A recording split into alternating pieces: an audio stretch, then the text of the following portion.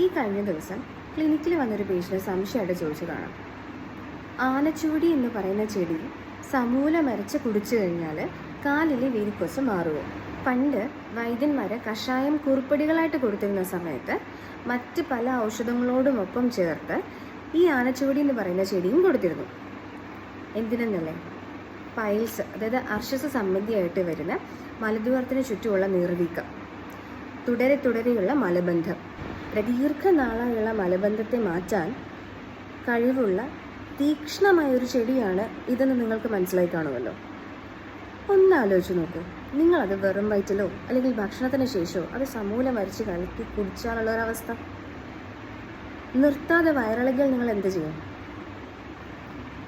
ഇത് അകത്തേക്ക് ചെല്ലുമ്പോൾ ഉണ്ടാകുന്ന അസിഡിറ്റി കാരണം ഉണ്ടാകുന്ന വയറുവേദന തീവ്രമായാൽ നിങ്ങൾ എന്ത് ചെയ്യും? വളരെ കഷ്ടമല്ലേ? വേരിക്കോസ് എന്ന് പറയുന്ന രോഗം ഓരോരുത്തരിലും ഓരോ സിംറ്റംസാണ് ഉണ്ടാക്കുന്നത്.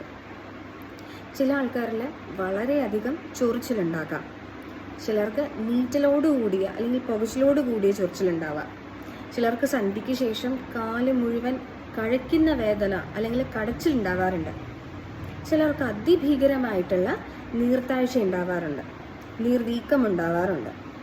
അതുപോലെ ചില ആൾക്കാരുടെ കാലുകൾ നിങ്ങൾ ശ്രദ്ധിച്ചിട്ടുണ്ടാവും, വളരെയധികം നിറം കറുത്ത് അവസാനം വെയിനുകൾ പൊട്ടിയിട്ട് ചെറിയ മുറിവുകളിൽ തുടങ്ങി വലിയ അൾസറുകൾ നമുക്ക് കാണാൻ സാധിക്കാറുണ്ടല്ലേ.